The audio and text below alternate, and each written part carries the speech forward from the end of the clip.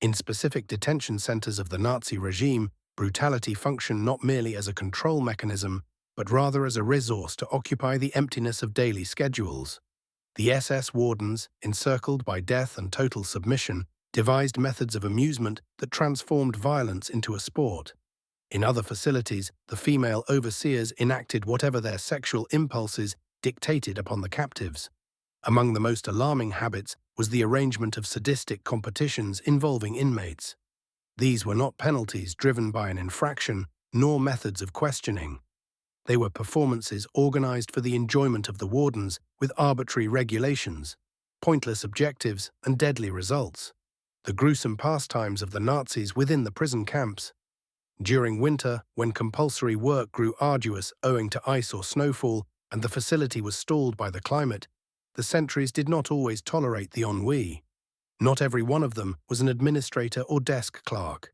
Numerous were youthful, toughened by combat or dogma, males who had experienced the savagery of the battlefront and the exemption from punishment provided by the uniform. Certain members arranged physical contests between the captives, compelling them to strip and race around the compound over the frozen mire or directly upon the snow. It involved observing who collapsed first, who could persist the longest. They wagered among themselves, yelled conflicting commands, and when one dropped, they kicked him until he perished or hauled him back to his hut if he still breathed. These contests followed no schedule fixed by rules, but emerged impulsively as bursts of energy from those inhabiting a regime where they could do anything without repercussions. Occasionally, groups of detainees were forced to assemble and commanded to act out impromptu skits. Always degrading, where Jews had to mock their own faith, communists had to perform absurd orations, or homosexuals were compelled to dance amidst laughter. The very guards who had earlier fired weapons or overseen killings now chuckled, bottles in hand, viewing displays performed by bodies shaking from terror and frost. One of the most frequent games involved compelling the captives to vocalize. However, not just any melody. They were coerced to chant Nazi anthems, German folk tunes, or military cadences while marching in a ring or while being battered. If an individual sang off-key or if his voice was frail, the retribution arrived instantly. Some more cruel wardens, if they noticed a particularly feeble prisoner, commanded him to sing solely in front of the others as if it were a concert. Sometimes they handed him a hat or a walking stick, forced him to dance, and when his physique no longer reacted, they all struck him. It was not an interrogation or a killing, it was amusement. Strength contests were also enacted. Clusters of 3 or 4 prisoners were assembled who had to shove one another, hoist rocks, transport comrades on their shoulders, or sustain a painful stance for hours like a sculpture. The one who dropped first was battered. The one who endured longer was compelled to redo it. Occasionally they were forced to excavate pits and then refill them repeatedly. The objective was not to produce a hole or shift useful earth. It was to view the hopelessness. Cigarettes or flasks were wagered on how long each one would sustain before breaking down. The officers who engaged knew perfectly well that these men were starving, ailing, injured, but that made the sport more absorbing. It was about witnessing the precise instant the body failed. Sadism merged with routine in nonsensical drills repeated for hours. There was a sport that involved making the prisoners leap like amphibians across the courtyard from one boundary to the other without being permitted to stand erect or pause. Another entailed tossing items into the mire and compelling the inmates to retrieve them with their mouths. Occasionally, actual nourishment was positioned amidst the refuse as a form of ridicule. Those who hastened to seize it were battered. There were no written regulations. The only consistency was degradation. Sometimes the wardens involved the capos or privileged inmates who were responsible for executing the logistics of the activity, picking the frailest, shoving them forward, keeping the file orderly, selecting who would vocalize, who would sprint, who would dance. This permitted the SS officers to keep some separation, watching from the background with their arms folded as if they were arbiters of a grotesque exhibit. From that location they remarked, chuckled, assessed who appeared most shattered, who wept first, who resisted. If anyone raised his voice, The activity concluded in a public killing, and the others returned to their spots trembling. Grim comedy was present. Sometimes they staged fictitious trials where one prisoner had to serve as magistrate and another as the accused, charged with pilfering a potato or plotting. The remainder of the cluster had to serve as the jury and deliver verdicts, which were always guilty. In the conclusion, a preposterous sentence was read, and an execution was simulated, which more than once ended up being genuine. The boundary between farce and death was slender, and the captives never knew if they would emerge from one of those games alive. In other instances, the guards played among themselves, betting how many prisoners could perish of cold during a night if they were left nude in the open, or if they could traverse the camp, sprinting between two columns of armed soldiers without being shot. It was a grim sport, not created for facility supervision, but to fracture the captive's spirit and entertain the jailer. There was no alternative logic. The regulations were improvised according to the disposition of the officer on duty. The sole constant was dehumanization. Sometimes even wardens from different facilities were welcomed as if they were special acts. The funniest inmates, the thinnest or the clumsiest, were preserved for these events. They were exhibited as buffoons. They were given preposterous hats, shredded uniforms, and made to sing and dance in front of an audience that chuckled while dining. These events were occasionally termed camp cabarets, although there was no melody or platform, only drained bodies shaking with terror trying to endure one more day. The guards cheered, some took photographs, others noted down names for the subsequent performance. Sexual abuse. In the concentration camps of the Third Reich, the body of the prisoners no longer pertained to the person, but to the system that had diminished it to a digit, to a productive role, to an article. This physical and symbolic dispossession discovered one of its most heinous forms in the sexual violence exercised by the SS wardens. Far from being a fringe or hidden practice, sexual violation was institutionalized in multiple ways, especially in the facilities where women were amassed, such as Ravensbrück, but also in subcamps connected to factories where there was female labor. The mistreatment was not only a release for urges, but also an assertion of might, another mode of domination, a demeaning spectacle for the captives and a normalized routine for the perpetrators. Connections between guards and female inmates could never be deemed consensual. The disparity of power was total. A single gaze was sufficient to determine the destiny of a woman. An extra ration of bread, authorization to bathe, one more day of existence. In return, obedience was required. Many of these associations were viewed within the camp as advantages, both by the attackers and by the prisoners themselves, who frequently marginalized or scorned the victims.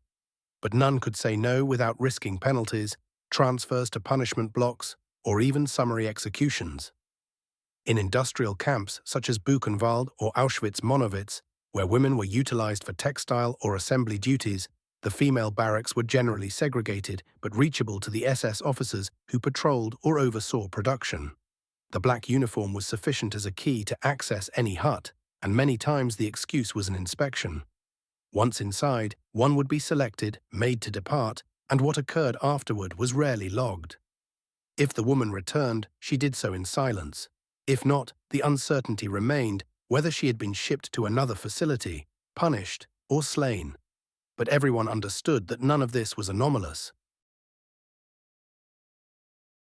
In Ravensbrück, the primary women's camp, the habits of sexual abuse were merged with medical trials. Some officers chose prisoners for gynecological studies that were in reality mutilations or tests of endurance to pain, but others were taken aside for more private reasons. They were deemed suitable for their looks, their youth, their ethnic roots.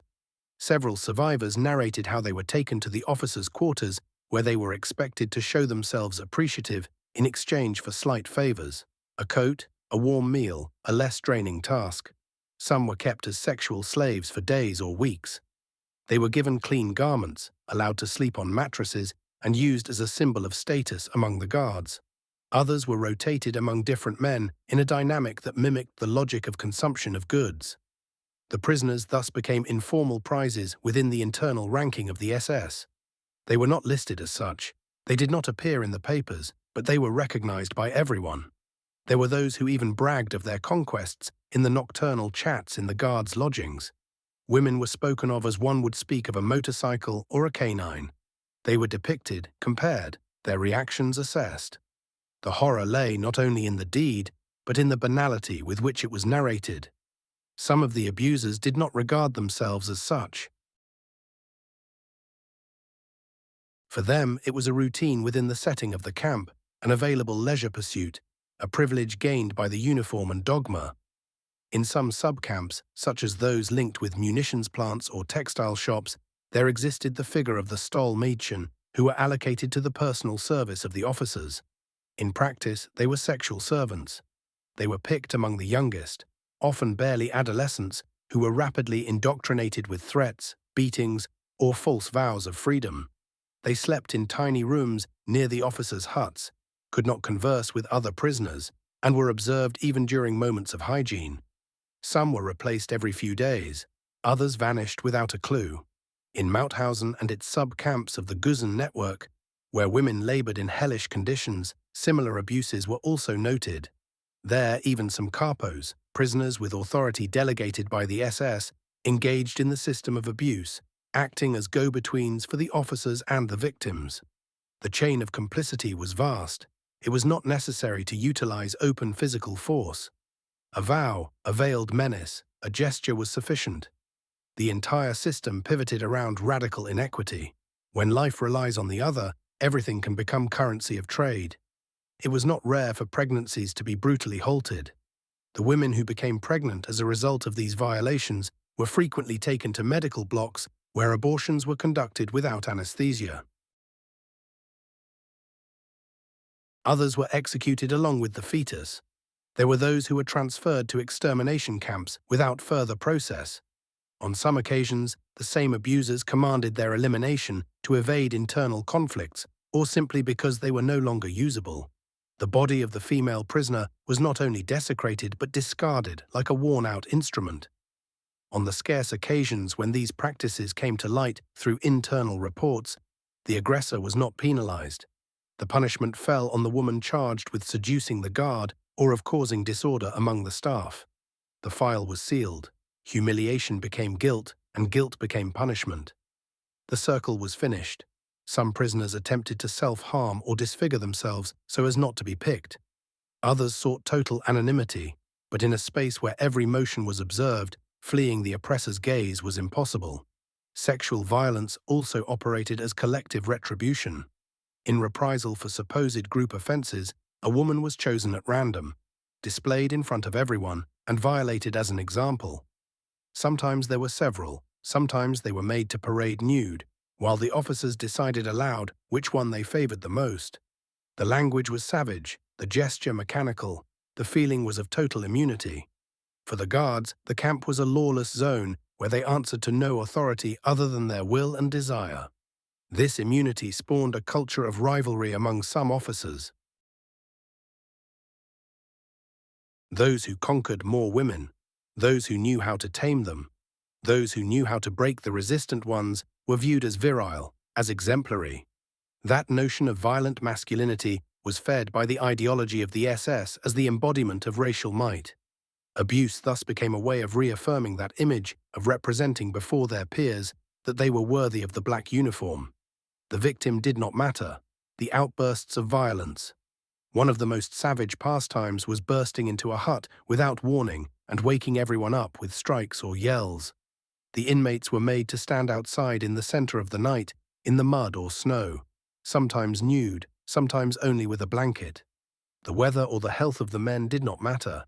Sometimes the guard read a fabricated list of names and called them one by one, only to then chuckle and say it had all been a mistake. Other times he forced them to march in circles or to chant until dawn. It was not a superior command, it was a solitary game of total power. There were guards who walked the corridors between the huts with a flashlight and a baton, striking the doors or the sleeping bodies, seeking reactions. If someone woke up startled, it was a cause for ridicule. If someone pleaded to be allowed to rest, he became a target. Sometimes that same guard returned minutes later, searching for that same man. He would take him outside, force him to scour a non-existent ditch or to move stones back and forth in the rain. It did not matter if he was young or old. The only thing that mattered was that he could command and the other had to obey. Some favored theatricality. They arranged mock inspections with whistles, unloaded weapons, exaggerated military strides. They woke the entire block as if it were an escape or crisis, and then, with total calm, said they desired to check the condition of the beds or the cleanliness of the boots. If something was not as they wanted, the degradations began. They forced the men to clean with their tongues, to strip and squat to imitate animals. These were gestures that had no disciplinary function. They were purely and simply scenes of degradation to combat the executioner's ennui. One of the most frequent testimonies among survivors was that of the guard who struck for no reason, who randomly picked an inmate, asked him to come forward, asked for his number, and then struck him in the face. Sometimes he did it with his hand, sometimes with the butt of his rifle. There were no insults or accusations, only the blunt blow and the order to return to his place. That gesture, repeated hundreds of times in different camps, summarized the logic of gratuitous violence. It did not seek to correct or punish, only to remind the prisoner that his body did not belong to him. The capos also engaged in this dynamic. Some, to curry favor with the SS, reproduced these acts with greater cruelty. Others did it out of hatred, frustration, or the need to feel less weak.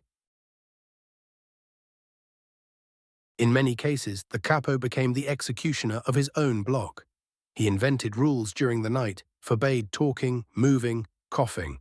If someone did it, he was forced to stand all night or to hold a bucket of water with his arms extended. If it dropped, the beatings began. Sometimes small circles of prisoners were formed who had to beat each other on the capo's order. The game was to see who could endure the longest without falling. There was also the sport of hunting prisoners who moved at night. Sometimes an inmate went out looking for water or to the latrine. The guards, upon seeing motion, pretended it was an escape attempt. Shots were fired into the air. A pursuit began. When they caught the man, they beat him among several. They dragged him to the center of the camp, made him dig his own grave. Sometimes they did not kill him. They just left him kneeling in front of the hole all night. The spectacle was for them. The adrenaline of the mock hunt, the feeling that they were hunters in their territory. Other guards, more calculating, found amusement in slow torment.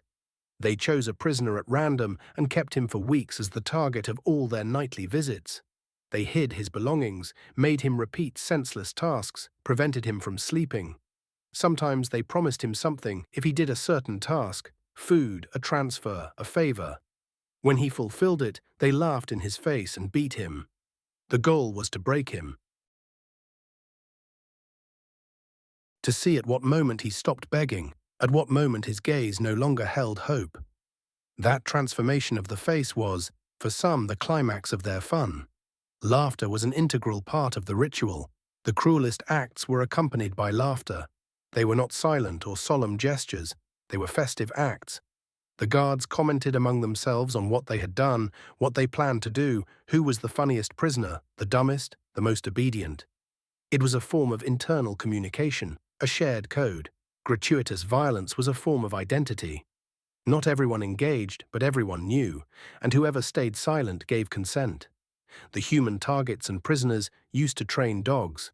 The use of prisoners as living targets or as instruments for training canines was one of the most perverse expressions of the total power exercised by the SS guards.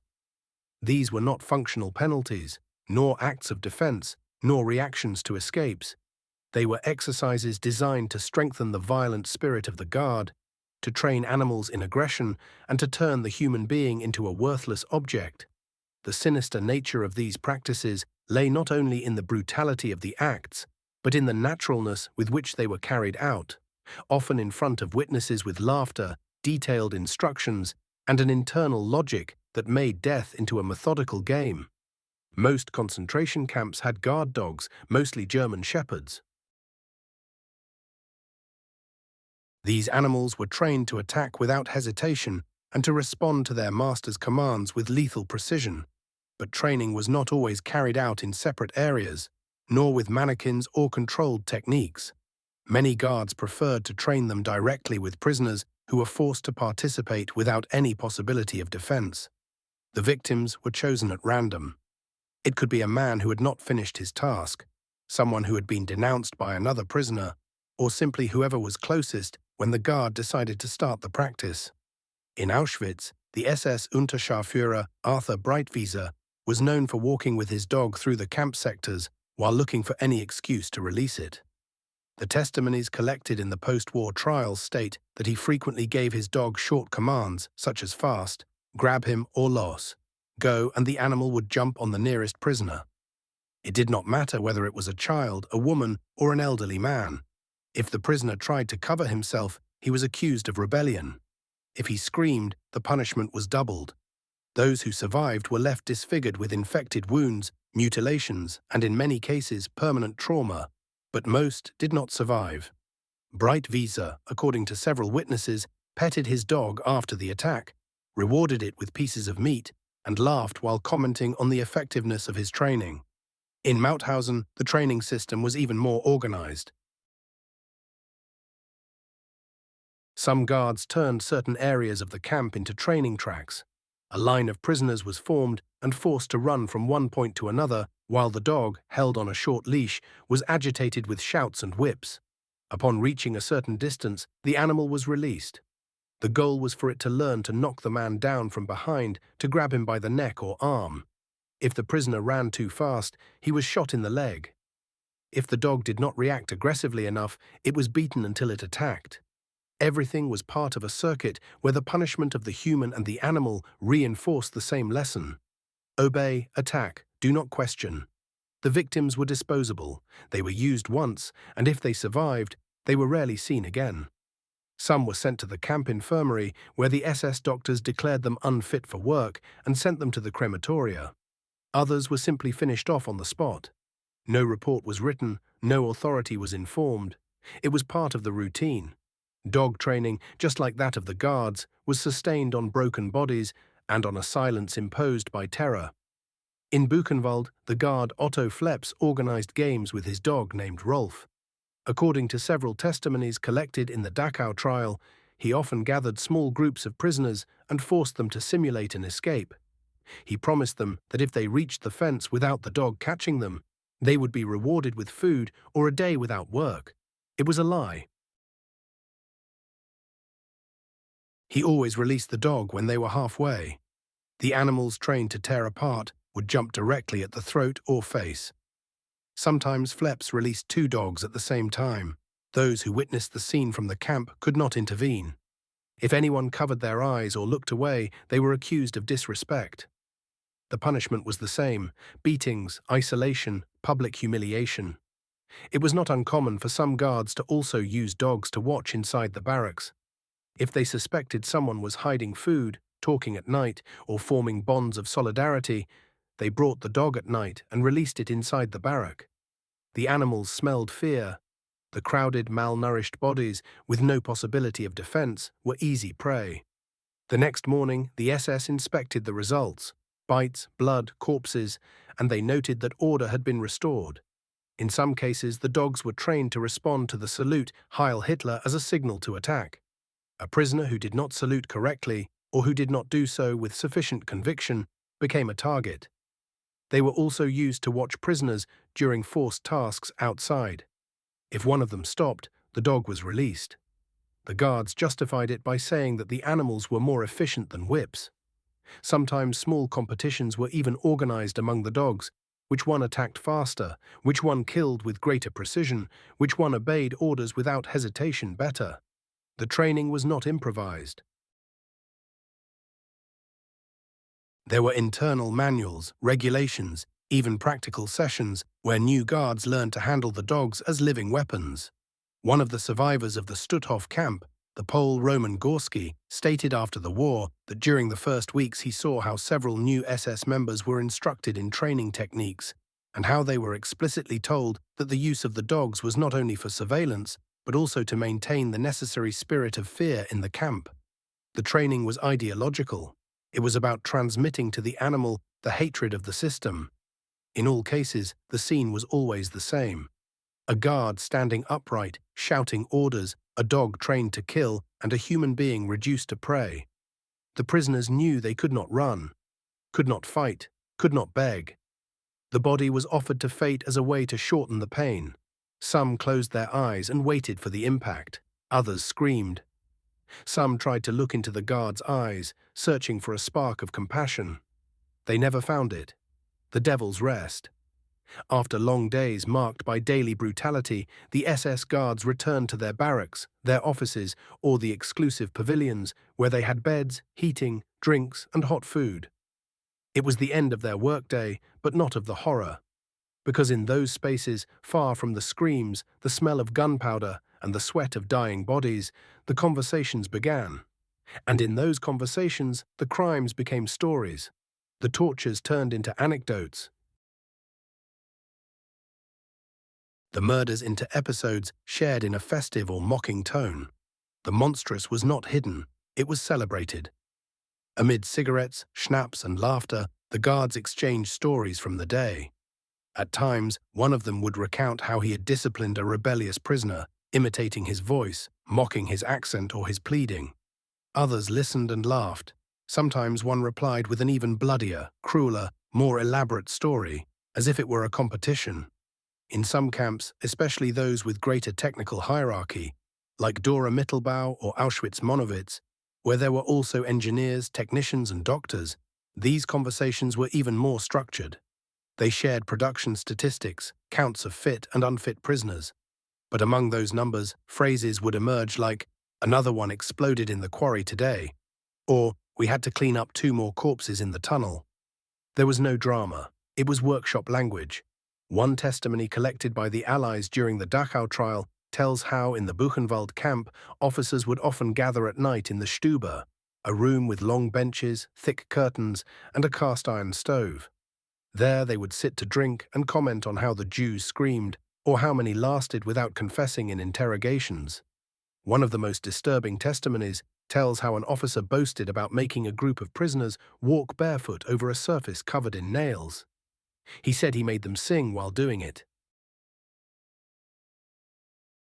He imitated their faltering voices, exaggerated the gestures. His colleagues applauded and joked.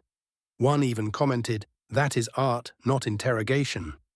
The repetition of these stories reinforced a bond of camaraderie among the guards. They were not simply acts of venting, they were moments of collective affirmation where the group's values were reproduced and strengthened. Telling an act of cruelty did not generate discomfort. On the contrary, the one who recounted with more detail, who showed more creativity in the suffering inflicted, was praised. Some even adopted theatrical gestures, did imitations, used voices. It was dark humor in the most literal and repulsive sense of the word. Horror was celebrated as an everyday feat. In camps like Gross Rosen, it was known that certain officers had a reputation for being good storytellers. They were awaited at the end of the day to hear what they had done with the Poles or how they had made the Russians run. The language was always dehumanizing. The prisoners were not people. They were categories, animals, technical problems. They were spoken of as one would speak of a water leak or a rusted machine. And yet, by narrating the humiliation, the guards recovered a degree of pleasure that the bureaucracy of extermination took from them during the day. There they were not cogs, they were protagonists. On days when there were public executions, the evening gathering became a sort of after-party. They would talk about how the hanging went, whether anyone cried, whether anyone spat before dying, whether the hood covered the face properly or not. The prisoners' gestures were analyzed as if it were a theatrical performance. Sometimes they discussed the best way to ensure the rope would not loosen, or who had the best aim for shooting in the back of the neck. The more seasoned ones corrected the younger. You must not look them in the eyes. Do not think they are people. The collective memory of horror was built that way, not with documents, but with shared stories. A newly arrived young officer could learn more in one night of conversations than in a month of regulations. He learned what was expected of him, how he should speak, what he should keep silent. He learned to laugh. He learned to applaud. He learned that the distance between the executioner and the spectator could be erased with a well-timed laugh. At times, even more formal gatherings were organized, In certain camps, especially those with high-ranking personnel or frequent visits, there were dinners, celebrations, even film screenings. Newsreels and propaganda films were shown, and then the feats of the day were discussed. On one occasion, according to testimonies gathered at Flossenbühne, an officer screened a film he had made himself showing scenes of a collective punishment. The background music was by Wagner. At the end, the officers made a toast. Not everyone participated with equal enthusiasm. Some listened in silence, nodded, limited themselves to smiling. But silence was also part of the consensus. No one denounced, no one said enough. The one who did not speak approved, and the one who spoke with the most detail earned respect. The competition for cruelty was subtle but present. And in that ecosystem, sensitivity was a nuisance. The one who showed discomfort or avoided listening became a target of mockery. Does it make you feel sorry, comrade? Then you are not ready. There was a specific language to talk about suffering. Diminutives, euphemisms, and nicknames were used. They said we sent him flying instead of we executed him. They said we gave him a special performance to refer to a torture. They spoke of freshly baked loaves to refer to the corpses coming out of the crematoria. That shared lexicon allowed the horror to be normalized without naming it directly. It turned crime into routine and routine into rule. In the cabins where the non-commissioned officers slept, it was common to find written notes, drawings, lists with prisoner numbers highlighted for funny behavior, noteworthy crying, or insolent gaze. Some officers even kept personal diaries where they recorded their activities of the day, but mixed with ironic comments or anecdotes full of sarcasm. In one of these diaries found after the liberation of the Neuengamme camp, an officer wrote, "Today one tried to escape. We caught him. I shot him in the leg. He crawled a few meters, then cried."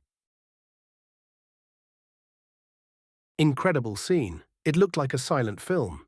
All that was missing was the music. Psychological manipulation and public punishments. One of the most commonly used resources was the psychological manipulation of the vulnerable prisoner. The weakest, whether because of their age, health, language, isolation, or simply their expression of fear, were selected with special attention. A simple gesture, a lowered gaze, a stammer, a trembling reaction was enough to mark someone as a target. These prisoners were not beaten immediately. They were observed. They were called regularly. They were used as examples. The guards approached with a friendly tone, questioned them calmly, promised vague rewards if they informed on their companions, if they reported rumors, if they confessed to non-existent crimes. They spoke to them as if they were allies. "We want to help you. We know you are different. We do not want to hurt you, but we need your cooperation." The prisoner, cornered by fear and by the illusion of a possible way out, began to doubt, to waver. Some spoke, others remained silent, and were left alone for several days, only to be approached again. The pressure was exerted in silence. There was no need to shout. At times the officers simulated gestures of compassion. They gave the prisoner a blanket, an extra ration, allowed them to stay a few more minutes in the dining hall, but it was all part of the game. The next day, that same person was exposed before the others as a traitor without evidence or explanation. Their food was taken away, their blanket torn. They were pushed to the center of the camp for everyone to see. The goal was to isolate them, erode their place in the community, and show them that they had no possible refuge, not even in submission.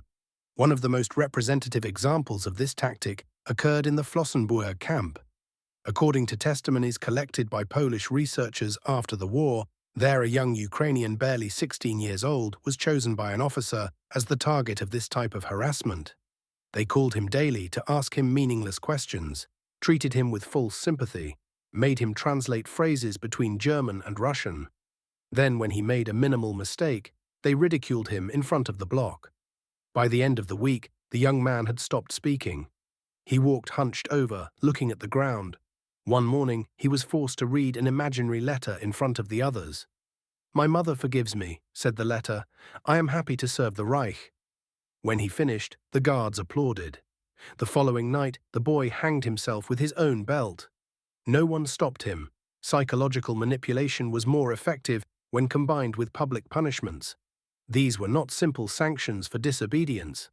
They were rituals of calculated humiliation designed to show everyone that there was no redemption. Prisoners were gathered in the central square, lined up in silence, forced to witness how one of them was exposed, beaten, stripped, or simply ridiculed. Sometimes a false reason was read aloud, pretended to be sick, spoke with a Jewish woman, stole bread. There was no need to verify it. The scene mattered more than the truth. One of the most frequent punishments was that of the endless squats. The prisoner was forced to squat with arms outstretched and remain like that for hours under the sun or snow. If they fell, they were kicked. If they cried, they were lifted back up. The goal was not to cause irreversible physical harm, but to display their degradation. Sometimes they were forced to sing while doing it, or to recount their crime as if it were a farce. The audience had to laugh. If they did not, they were accused of complicity. There were also punishments that simulated games. In Gross Rosen, according to the testimony of a former capo, in 1947, what the SS called the Parade of Pigs was organized. A weak prisoner was chosen and forced to walk on all fours, grunting while the guards threw pieces of bread at him. If he caught them with his mouth, he was beaten. If he did not catch them, he was accused of disobedience. The scene could last an hour or more. The other prisoners could not look away. If they did, they were called to participate. Public punishments also included whippings. These were not simple lashings. They were complete ceremonies. The prisoner was tied to a bench. The officers read a list of rules. The number of blows was decided according to the degree of the offense. Sometimes it was 25, sometimes 50, sometimes 100. The blows were given with wet straps, sticks, wires, and in many cases it was not the guards who carried them out, but the prisoners themselves. This was called pedagogical discipline, forcing one to punish another and then making the punished one thank for the lesson. An episode that occurred in Sachsenhausen in 1943 summarizes this logic with chilling clarity. A Polish prisoner was accused of having shared bread with another sick prisoner. He was made to stand in front of the entire camp. The commander announced that as punishment, he should receive 50 lashes from his best friend in the block. If the executive did not do it with enough force, both would be executed. The friend in tears obeyed. After the punishment, the punished prisoner had to stand up, salute the officer and say, "Danke, Herr Lagerführer." Then he collapsed. He died the next morning. Public punishments were not sporadic. They were structural. They were designed to create an atmosphere of horizontal surveillance. The prisoner had to fear not only the SS, but also the capo, the companion, the bunk neighbor. No one knew who would be next. The message was clear. Humiliation could come at any moment, even if you were innocent, especially if you were innocent. Because that demonstrated that there was no logic, that punishment was not a response, but a warning. In Ravensbrück, a women's camp, public punishments took specific forms. Female prisoners who spoke loudly, helped others, or menstruated out of control were made to stand naked on a platform while the others had to watch them. Sometimes their heads were shaved. They were forced to sing children's songs or to recite absurd phrases like, "I am happy to be useful to the Reich." Some women were forced to dress in men's clothing and imitate their partners in front of the crowd in humiliating spectacles that combined misogyny, sexualization, and psychological cruelty. In all these acts, the laughter of the SS was the measure of success. If the guards laughed, the punishment had worked. If the prisoner cried, even better. If they fainted, better still. If they tried to remain upright, they were knocked down again. The balance between pain and resistance was adjusted so that the victim lasted long enough to be exhibited, but not so long as to become an example of dignity. It was necessary to break them at the right moment. These punishments also served a purpose among the SS themselves. They were exercises of internal cohesion. By participating, the guards reaffirmed their belonging. By executing, they trained themselves. By laughing, they shielded themselves emotionally. The public punishment was as much a message for the prisoners as a rite of passage for the young officers.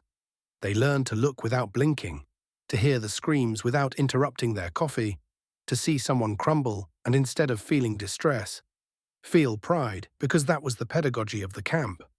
not only to destroy bodies, but to disintegrate souls. In the end, punishment and manipulation were two sides of the same coin. One was applied to the body, the other to the mind. Both sought the same thing, to erase all notion of resistance.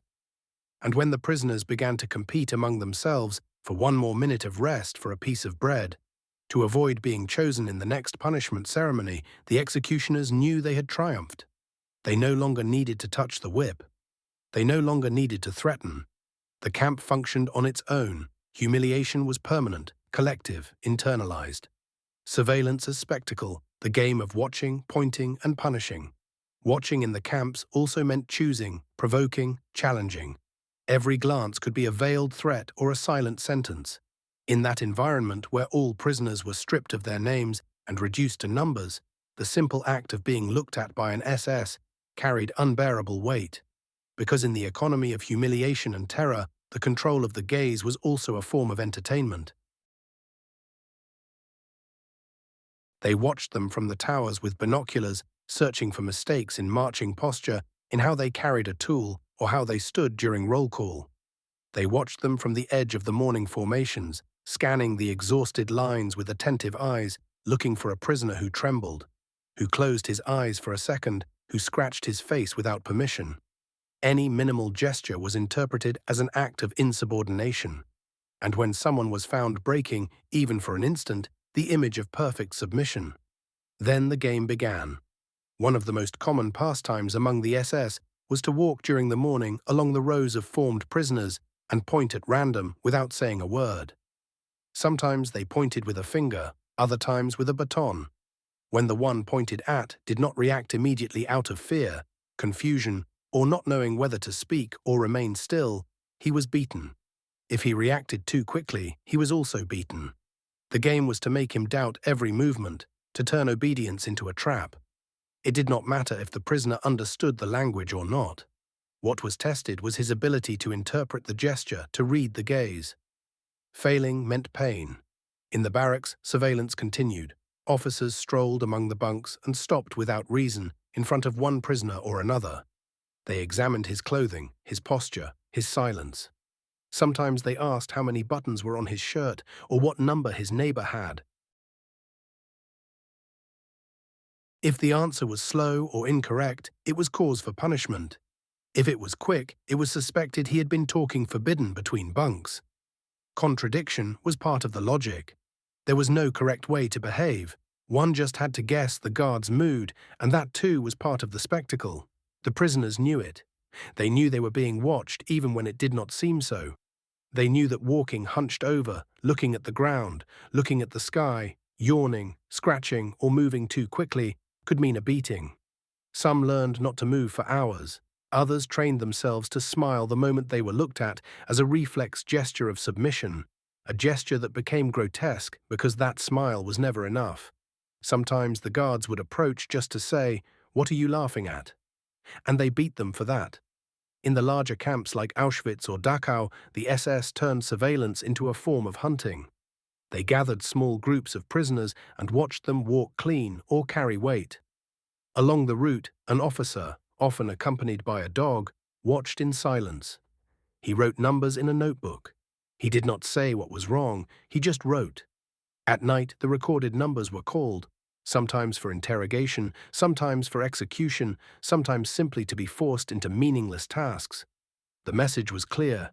You can be doing everything right and still be punished because you are being watched always. Surveillance became especially perverse during inspections. These were announced at the last minute and caused panic among the prisoners. They were forced to line up their personal items, their shoes, their blanket. Everything had to be perfect. But the guards searched for the mistake. Not what was missing, but what was extra. One spoon too many. A button of another color. A poorly sewn label. When they found it, or even when they did not, but claimed they had, fantasy became rule. The entire block was lined up. The culprit had to step forward. If he did, he was beaten. If he did not, they beat everyone. The gaze did not just punish, it forced betrayal. Collective punishments for individual errors were frequent in Sachsenhausen. According to the testimony of a former French prisoner, one morning a guard saw that one prisoner had the collar of his coat poorly folded. He did not correct him. He stared at him throughout the formation without speaking. At the end, he ordered the entire block to stand for 3 hours without moving. Then he slowly walked through the rows, pointing at those who trembled the most. One by one, he made them step forward. He did not explain the reason. He only looked at them and sent them to harder labor. Some did not return. The act of observing was also a weapon of progressive destruction. Prisoners learned to distrust everything, even their own bodies. They doubted how they walked, how they breathed, how they lay down. Some developed nervous tics. Others shut down completely, eyes fixed on the ground. But looking down could also be interpreted as insolence. Total surveillance was in essence a way to annihilate individuality. It was not what one did that was punished. It was what one was. The younger guards often adopted these practices as part of their training. They learned to observe with contempt, to provoke fear with a single look. Some did it as a test. They stood in front of a new prisoner and stared at him for several minutes. They said nothing. They just waited. If the prisoner cried, his number was noted. If he stood firm, he was tested with harder tasks. The goal was to break the mask, to see at what moment he cracked, and to return later again and again, until they succeeded. In certain camps like Majdanek or Plaszów, officers used surveillance as a pretext for public executions. It was said that a certain prisoner had been caught in suspicious behavior. The phrase was vague, intentionally ambiguous. It was enough to have been seen talking to another or to have taken a second too long to return to his post. The execution was swift, without trial, without defense. But before that, the prisoner was shown to the rest. He was made to walk through the rows. His number was read aloud, and it was said, "This is the face of disobedience." Thus the act of observing became a sentence, and the entire camp lived under that logic. There was no corner that could not be seen, no instant that could not be judged. It was not necessary for all SS to be violent. It was enough that they looked, because that gaze, loaded with power, contempt, and total impunity, could be more devastating than a blow. And when the punishment finally came, the victim knew it had begun much earlier. It had begun when the guard's eyes landed on him, the sexual entertainments of the female guards. The sexual entertainments of the female guards in Majdanek were part of a daily life permeated by ambiguity, power, and violence that overflowed the official boundaries of duty. These women, known as Aufseherinnen, were members of the female auxiliary corps of the SS directly responsible for the surveillance and control of the female prisoners. They wore uniforms, carried whips, had the authority to punish, and in many cases enjoyed wide margins of impunity. Despite the strict regulations of the SS Hauptamt regarding the coexistence of men and women in the camp, sexual relations between Aufseherinnen and male SS members were frequent, often clandestine, and at other times openly known, even provocative. The forced coexistence in a militarized environment, the numerical imbalance between sexes, and the geographical isolation of the camp created an ecosystem where repression and sexual freedom coexisted, contaminated by the ideology of absolute power over the lives of others. The guards were not passive victims of their environment. In many cases, they used their bodies, their positions, or their proximity to certain officers as a tool for affirmation or symbolic ascent in the hierarchy. Later testimonies and disciplinary records reveal a network of sexual relationships that ranged from stable emotional bonds to multiple simultaneous relationships. An Aufseherin could have a lover in the administration, another in the dog kennel, and another in the infirmary, as documented in the case of a guard who was involved both with the person in charge of the gas chamber and with an SS member of the canine team. The motives behind these relationships were varied: desire, boredom, ambition, revenge, need for protection, or even simple pastime. But there are also testimonies that reveal the emotional burden involved. In one documented case, an SS member in charge of the gas chamber attempted to take his own life in that same place after a breakup with the guard Annie David. Another testimony recounts how an Aufseherin helped her married lover obtain an apartment in Lublin so that he could bring his wife and thus maintain the double relationship. the camp authorities tried to maintain a veneer of moral order. The internal rules expressly prohibited officers from entering the female barracks and stipulated punishments for the guards who allowed access without authorization. But these regulations were constantly transgressed. On many occasions, the punishment did not fall for the relationship itself, but for the disciplinary conflicts they provoked: jealousy, rivalries, unwanted pregnancies, or prolonged absences. Intimate relationships could trigger personal vendettas between colleagues or with superiors, and many of these tensions were channeled into mistreatment of the prisoners. Pregnancies were another sign of these relationships.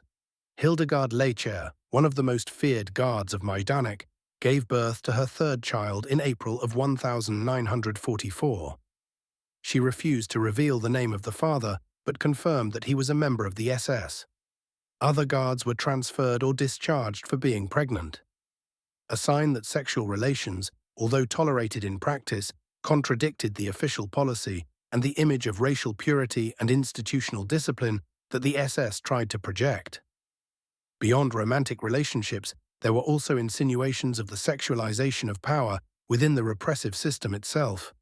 Some post-war testimonies recount how the guards were the object of obscene comments or propositions from officers, showing that while they had authority over the female prisoners, they were still subordinate in the male hierarchy of the camp.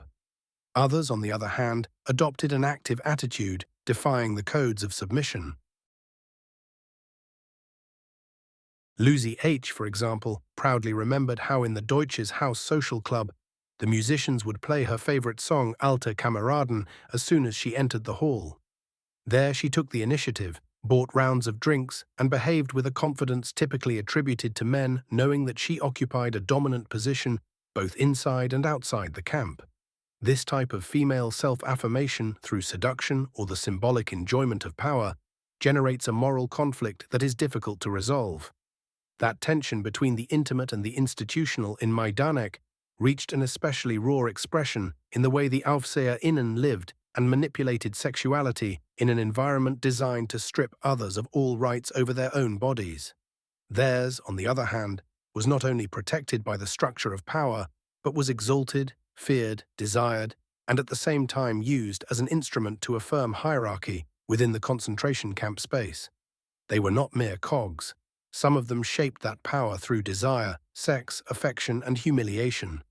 While organizing the work columns, selecting the weakest prisoners, or distributing physical punishments with whips and boots, many Aufseherinnen also maintained sexual relationships with SS members or with other camp employees. Some were discreet, others open and provocative.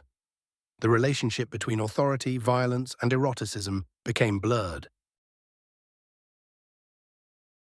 In more than one case, a guard could go from the prisoner's barrack to an officer's bed without any emotional transition. There, between sheets smelling of tobacco, dampness, and leather, they recounted what they had done during the day. How many Jewish women cried, how many fainted, how many needed help to finish their work. Sex did not erase cruelty, it reinforced it. They were not purely functional relationships. Some Aufseherinnen had married lovers, others several at once, whom they controlled or manipulated according to their mood or convenience.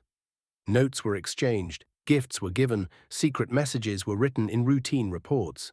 In Majdanek, one guard was known for alternating sexual encounters with two rival non-commissioned officers who patrolled opposite zones of the camp. She played with their jealousy, provoked confrontations, and then used that tension to gain favors, a better schedule, access to supplies, or permission to be absent during the afternoons. The female body of the Aufseherin, wrapped in the uniform of the female SS, became an ambivalent symbol, desired by some, feared by all. Her mere presence in the women's blocks could provoke panic, but also at certain moments it was used as bait. Some guards publicly humiliated prisoners who, according to them, looked at them too much, insinuating attraction. They accused them of being lesbians, deviants, degenerates. Sometimes this was nothing more than a pretext to beat them. But in others, coercive sexual relationships between Aufseherinnen and prisoners are implied. Relationships marked by blackmail, by the total asymmetry of power, an extra piece of bread, a lighter task, or a day without being beaten could depend on submitting to the desire of a woman who held in her hands the power to decide life or death. Control over the prisoners' bodies was not just administrative or disciplinary, it was sexual. The youngest, the most attractive, or simply the most submissive, were set aside for special functions, washing personal clothes, cleaning the guards' barracks, doing tasks near the officers' quarters. They were visible. They were selected, examined, touched, watched. Some testimonies suggest that the Aufseherinnen chose certain prisoners to care for, a protection that often implied a sexual dynamic of dominance disguised as favoritism or compassion. The others knew what was happening and remained silent out of fear or necessity. Jealousy among the Aufseherinnen was common. If one had a closer relationship with a popular officer, the others spied on her, ridiculed her, ruined her tasks. Rumors circulated through the camp corridors, veiled insults, gestures of contempt. On one occasion, recorded in the SS disciplinary archive, a guard smashed a chair against her colleague's desk after discovering she shared a lover with her. She was not punished. She was temporarily transferred. Her lover remained in his position. In that closed, brutal, hyper-surveilled world, sex was a resource, a privilege, a weapon, a release valve, but also a space where power was reshaped. Sometimes it was affectionate, other times violent, always imbued with the atmosphere of impunity. Some Aufseherinnen wore fine lingerie under their uniform, not out of coquetry, but for control. They knew when to show it and to whom. They knew how to use their body as a tool for advancement or as a gesture of mockery. One of them forced prisoners to iron her underwear while she watched with a half-smile. She told them, "This cotton is softer than you and cleaner." Sexual leisure was not just a side phenomenon, it was an integral part of the symbolic universe of the camp, where the banality of evil blurred with tedium, boredom, militarized routine, and repressed desire. Some Aufseherinnen fell in love, others manipulated their lovers. Still others simply sought companionship in a world where violence was the everyday language. And in the meantime, each day they supervised forced labor, participated in selections, organized punishments, or beat women with their boots. The absolute power they held over the prisoners extended also into the realm of their own sexual life, shaping a daily existence that oscillated between institutional brutality and the intimate game of desire. Human pets, absolute domination disguised as tenderness. In the distorted universe of the Nazi concentration camps, where terror became the norm and violence a routine, even gestures that might appear harmless or affectionate were loaded with domination, mockery, and sadism. Among these gestures, one of the most disturbing was the use of prisoners, especially children, as human pets. It was not a functional strategy, nor an administrative measure. It was purely and simply a form of personal entertainment for some members of the SS, their families, or their closest collaborators. It was a practice that turned the human being into an object of companionship, display, or domestic distraction, reinforcing the absolute hierarchy between master and subjugated, between executioner and objectified creature. The documented cases of this phenomenon are not numerous, but they are deeply revealing. In several camps of the concentration system, especially those that had female staff or permanent administrative structures such as Majdanek, Auschwitz or Stutthof, there were situations in which Jewish, Roma or Slavic children were adopted informally by guards, administrators, or even by the wives of officers who dressed them, gave them new names, assigned them domestic tasks, and displayed them as if they were domesticated animals. These relationships were neither affectionate nor protective. They did not seek to save the child from the horror of the camp. On the contrary, they kept them close under total control as a living and silent possession that served to entertain, decorate, or fulfill orders. The child pet had no rights nor any possibility of refusal. They were forced to live under the capricious rules of the adult who controlled them. In many cases, they slept in a corner of the barracks, had to speak German, smile when told, and performed tasks such as cleaning boots, heating water, fetching cigarettes, or simply staying still while the officers drank or conversed. Some were forced to dance, sing, or imitate animals. One of the harshest testimonies collected in Auschwitz recounts how a Roma boy was forced each night to perform in front of the guests of the officer's block, dressed with a jester's hat and an old cape. When his show failed to convince, he was whipped. When it did, he received hard bread as a reward. The relationship between the SS and their human pet was marked by total imbalance. The child was property, not a person, and that property could be destroyed at any moment. In some cases, when the children became ill, grew too much, or simply stopped entertaining, they were returned to the camp, executed, or abandoned. The bond had no emotional continuity. It only existed while it served a recreational function. There are even testimonies of cases in which after the death of a child, the officers joked that he had been a good pet or a nice boy while it lasted. In Ravensbrück, a women's camp, some Aufseherinnen also reproduced this pattern with female prisoners whom they used as personal helpers.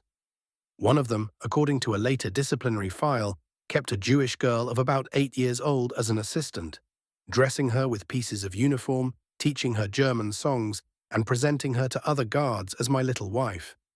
The girl had to wake her up, comb her hair, clean her cubicle, and then accompany her during inspections. When the girl broke a cup, the Aufseherin yelled that she was a pig with no future and sent her to work with the shovel in the yard. She died a few days later. The guard was never punished. This type of domestication of the minor prisoner also had a symbolic effect. It reaffirmed the absolute superiority of the SS. It was not enough to make them suffer. They had to be possessed. Even tenderness had to be controlled. The paternal gesture twisted into mockery. Affection turned into threat. In some cases, the officers' own children participated in this scheme. It is known that in camps such as Sobibor or Mauthausen, the children of some commanders briefly lived in areas away from the extermination center and played with prisoner children who were presented as friends or servants. The line between childish play and institutional violence dissolved. The camp was no longer just a machinery of death. It was also a place where the executioner's children learned to play with another's life. The presence of these human pets was neither official nor systematic. There was no regulation authorizing their use, nor any rules regarding their treatment.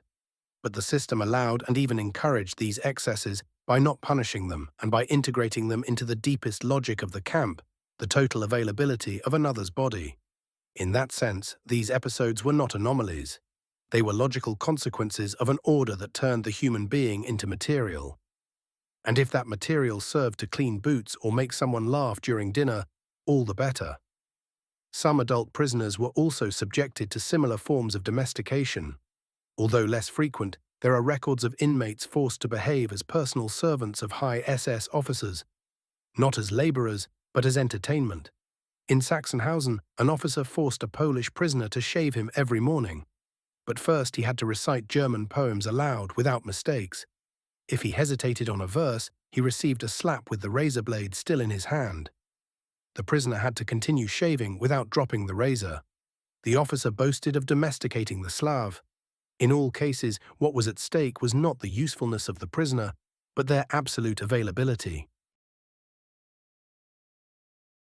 Turning them into a pet, a personal slave, a toy was a way of declaring that their life had no intrinsic value, that there were no limits in the relationship between master and dominated, and that even in moments of leisure, the executioner could continue exercising his control, sometimes with laughter, sometimes with feigned caresses, sometimes with a pat after a ridiculous order, always with contempt.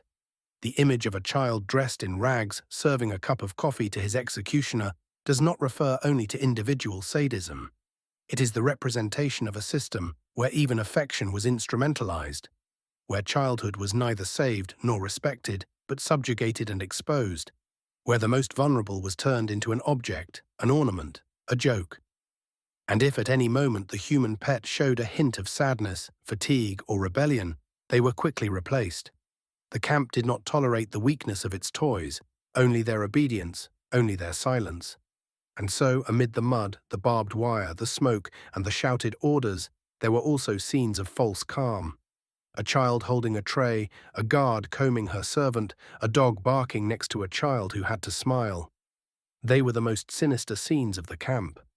not because of their explicit violence, but because of the naturalness with which they turned domination into play and horror into habit. The other forms of sadistic leisure in the concentration camps.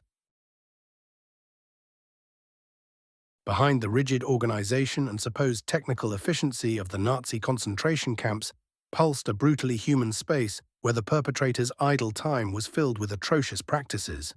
If the most well-known texts and testimonies focus on productive violence, punishment, torture, murder as tools of discipline or extermination, there was a murkier, less systematized layer equally essential to the concentration camp ecosystem. Leisure, a corrupted, dark leisure that turned absolute power into amusement. And it is there that we find forms of entertainment barely recorded in official documentation, but which emerge forcefully in post-war accounts. Practices of humiliation, macabre games, bets, mockeries, fairs, horror without purpose, executed solely for pleasure, for laughter, or by habit. One of these forms of entertainment was the competitions among guards to see who killed better. In camps like Sobibor or Belzec, where extermination was carried out at an industrial pace, some SS personnel turned death into a contest.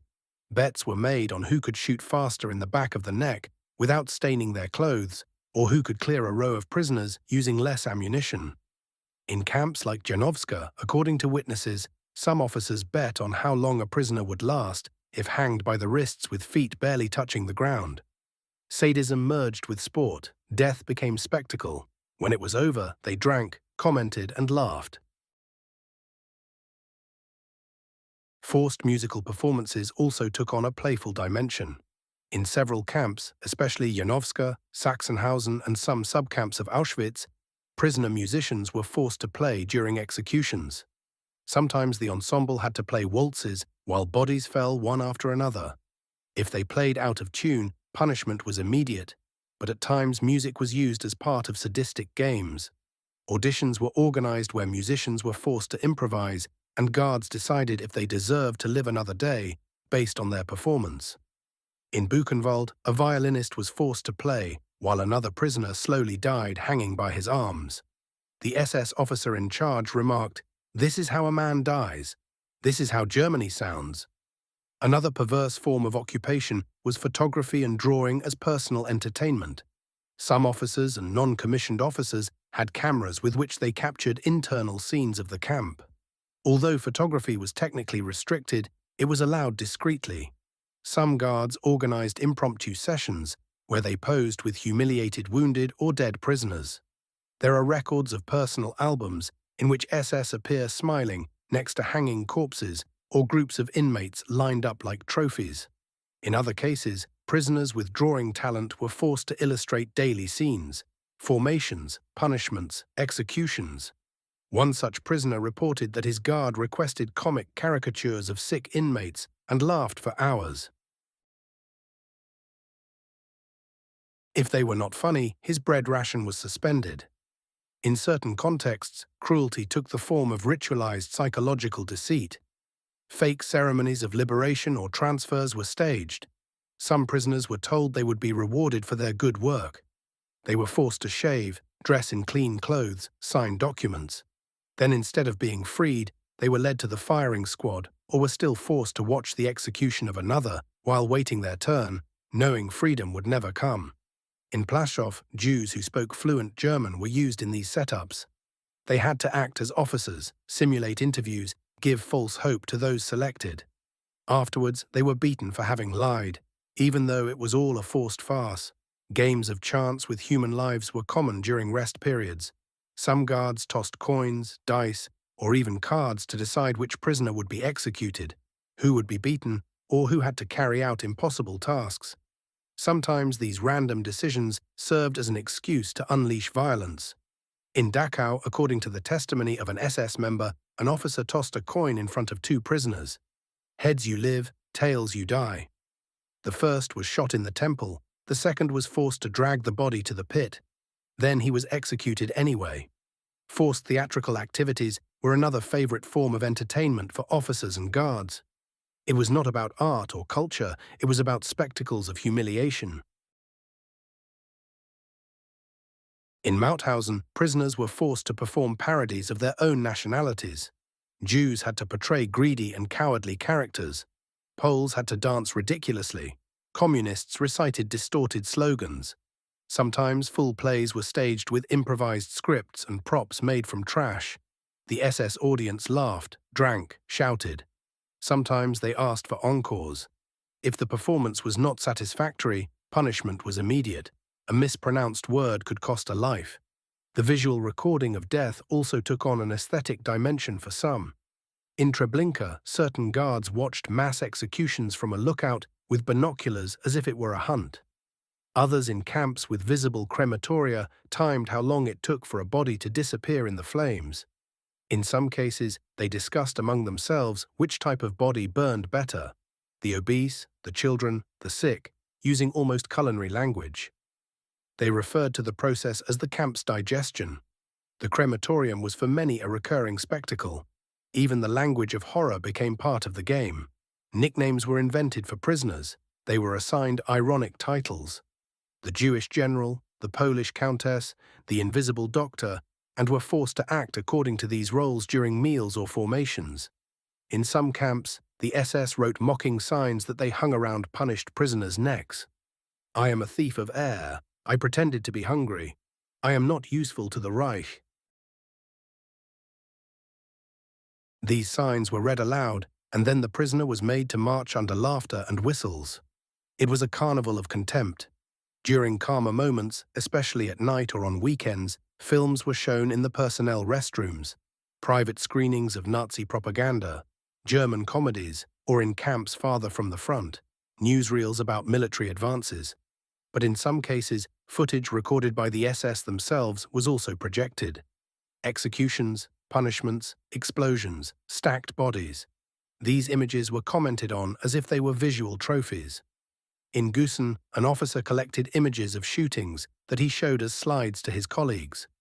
He titled them like postcards: "The Final Smile of Number 184, Spring in the Ravine, Fire in the Forest."